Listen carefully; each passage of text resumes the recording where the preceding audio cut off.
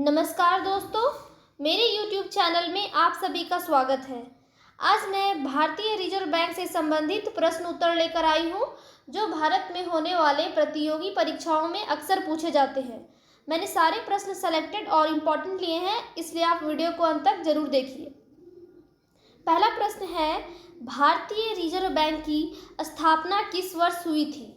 इसका उत्तर हो जाएगा 1 अप्रैल 1935 ईस्वी को। भारतीय रिजर्व बैंक की स्थापना किस वर्ष हुई थी? 1 अप्रैल 1935 ईस्वी को। अगला प्रश्न है, आरबीआई का राष्ट्रीयकरण किस वर्ष किया गया था? इसका उत्तर हो जाएगा 1 जनवरी 1949 को। आरबीआई का राष्ट्रीयकरण किस वर्ष किया गया था? 1 जनवरी 1949 को। अगला प्रश्न है, आरबीआई के राष्ट्रीयकरण के समय आरबीआई के गवर्नर कौन थे? इसका उत्तर हो जाएगा सीडी देशमुख जी। आरबीआई के राष्ट्रीयकरण के समय आरबीआई के गवर्नर कौन थे? सीडी देशमुख जी थे। अगला प्रश्न है, भारतीय रिजर्व बैंक के गवर्नर का कार्यकाल कितने वर्षों का होता है? इसका उत्तर हो जाएगा 3 वर्षों का। भारतीय रिजर्व बैंक के गवर्नर का कार्यकाल कितने वर्षों का होता है? 3 वर्षों का होता है। अगला प्रश्न है, 1 रुपए के नोट पर किसके हस्ताक्षर होते हैं? इसका उत्तर हो जाएगा वित्त सचिव के। 1 रुपए के नोट पर किसके हस्ताक्षर होते हैं? वित्त सचिव के हस्ताक्षर होते हैं। अगला प्रश्न है, आरबीआई के केंद्रीय कार्यालय में कौन बैठता है? इसका उत्तर हो जाएगा आरबीआई गवर्नर। आरबीआई के केंद्रीय कार्यालय में कौन बैठता है? आरबीआई के गवर्नर बैठते हैं। अगला प्रश्न है, बैंकिंग लोकपाल योजना की शुरुआत किसने की है? इसका उत्तर हो जाएगा आरबीआई ने। बैंकिंग लोकपाल योजना की शुरुआत किसने की है? आरबीआई ने की है। अगला प्रश्न है, भारत का केंद्रीय बैंक कौन सा है? इसका उत्तर हो जाएगा आरबीआई। भारत का केंद्रीय बैंक कौन सा है? आरबीआई है। अगला प्रश्न है, वर्तमान समय में आरबीआई के गवर्नर कौन है? इसका उत्तर हो जाएगा शक्तिकांत दास जी।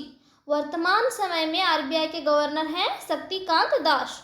अगला प्रश्न है, भारतीय रिजर्व बैंक की स्थापना किस अधिनियम के प्रावधानों के अनुसार हुई थी? इसका उत्तर हो जाएगा भारतीय रिजर्व बैंक अधिनियम 1934 के तहत। भारतीय रिजर्व बैंक की स्थापना किस अधिनियम के प्रावधानों के अनुसार हुई थी? तो भारतीय रिजर्व बैंक अधिनियम 1934 के तहत हुई थी। अगला प्रश्न है, आरबीआई के वह कौन से गवर्नर हैं जो भारत के प्रधानमंत्री और वित्त मंत्री भी रह चुके हैं? इसका उत्तर हो जाएगा मनमोहन सिंह। मनमोहन सिंह एकमात्र ऐसे प्रधानमंत्री हैं जो आरबीआई के गवर्नर के साथ साथ प्रधानमंत्री और वित्त मंत्री भी रह चुके हैं।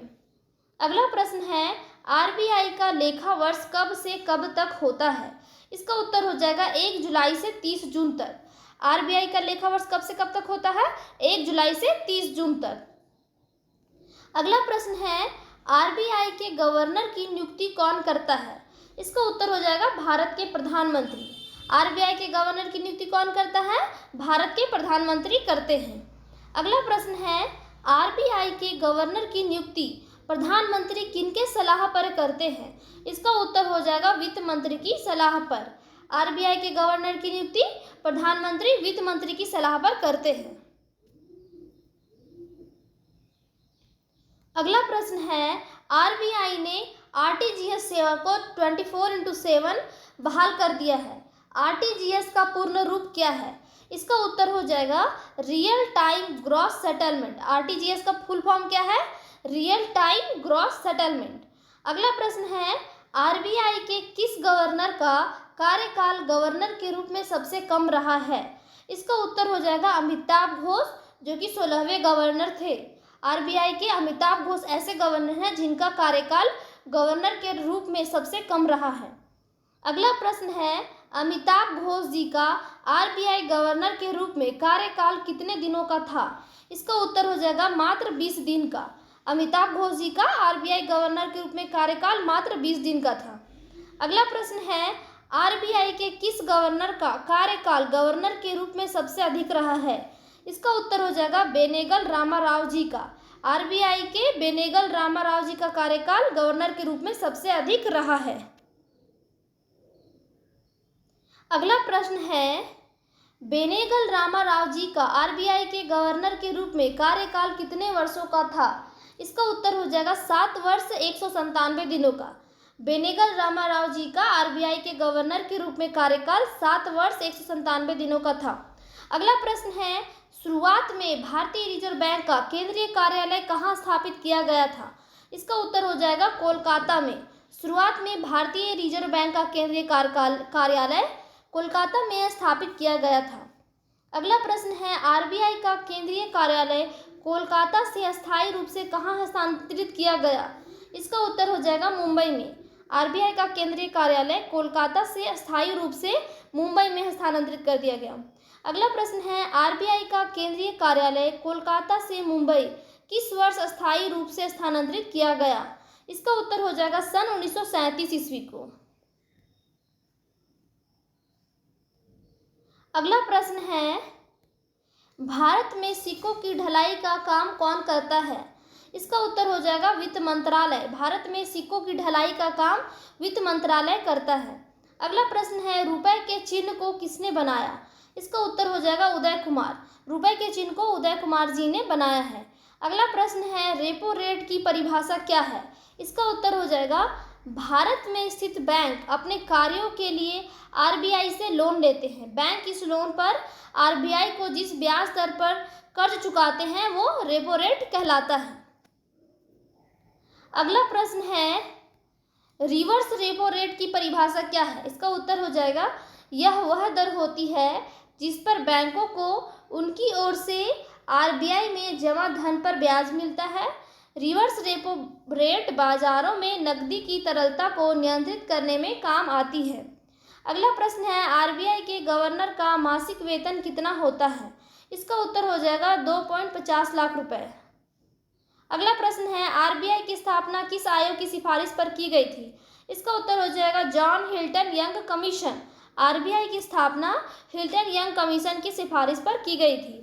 अगला प्रश्न है, जॉन हिल्टन यंग कमीशन और किस नाम से जाना जाता है? इसका उत्तर हो जाएगा मुद्रा और वित्त पर रॉयल कमीशन। अगला प्रश्न है, भारतीय रिजर्व बैंक के पहले अंग्रेजी गवर्नर कौन थे? इसका उत्तर हो जाएगा सर ओसबोर्न। भारतीय रिजर्व बैंक के पहले अंग्रेजी गवर्नर थे सर ओसबोर्न। अगला प्रश्न है, सर ओसबोर्न ने आरबीआई के गवर्नर के रूप में कब से कब तक कार्य किया था? इसका उत्तर हो जाएगा 1 अप्रैल 1935 से 30 जून 1937 तक। अगला प्रश्न है, आरबीआई के पहले भारतीय गवर्नर कौन थे? इसका उत्तर हो जाएगा सीडी देशमुख। आरबीआई के पहले भारतीय गवर्नर थे सीडी देशमुख। अगला प्रश्न है, सीडी देशमुख ने आरबीआई के गवर्नर के रूप में कब से कब तक कार्य किया था? इसका उत्तर हो जाएगा सन 1943 से 1949 तक। सीडी देशमुख ने आरबीआई के गवर्नर के रूप में सन 1943 से 1949 ईस्वी तक कार्य किया था। अगला प्रश्न है, बैंकों का बैंक किसे कहा जाता है? इसका उत्तर हो जाएगा आरबीआई को। बैंकों का बैंक आरबीआई को कहा जाता है। अगला प्रश्न है, भारत में विदेशी मुद्रा भंडार किसके संरक्षण में रहता है? इसका उत्तर हो जाएगा आरबीआई के संरक्षण में। भारत में विदेशी मुद्रा भंडार आरबीआई के संरक्षण में रहता है। अगला प्रश्न है, वर्तमान समय में आरबीआई के कितने डिप्टी गवर्नर हैं? इसका उत्तर हो जाएगा 4 डिप्टी गवर्नर है। वर्तमान समय में आरबीआई के 4 डिप्टी गवर्नर हैं। अगला प्रश्न है, आरबीआई के 4 डिप्टी गवर्नर कौन कौन हैं? इसका उत्तर हो जाएगा टी रविशंकर, एम के जैन, एम डी पात्रा और एम राजेश्वर राव। अगला प्रश्न है, देवास नोट प्रेस भारत के किस राज्य में स्थित है? इसका उत्तर हो जाएगा मध्य प्रदेश में। देवास नोट प्रेस भारत के मध्य प्रदेश में है। अगला प्रश्न है, करेंसी नोट किस नोट को कहा जाता है? इसका उत्तर हो जाएगा रुपए 1 के नोट को। करेंसी नोट 1 रुपए के नोट को कहा जाता है। अगला प्रश्न है, भारत में मुद्रा आपूर्ति को कौन नियंत्रित करता है? इसका उत्तर हो जाएगा आरबीआई। भारत में मुद्रा आपूर्ति को आरबीआई नियंत्रित करता है। अगला प्रश्न है, आरबीआई के प्रतीक चिन्ह में किसे चित्रित किया गया है? इसका उत्तर हो जाएगा रॉयल बंगाल टाइगर और ताड़ का पेड़ को चित्रित किया गया है। आरबीआई के प्रतीक चिन्ह में रॉयल बंगाल टाइगर और ताड़ के पेड़ को चित्रित किया गया है।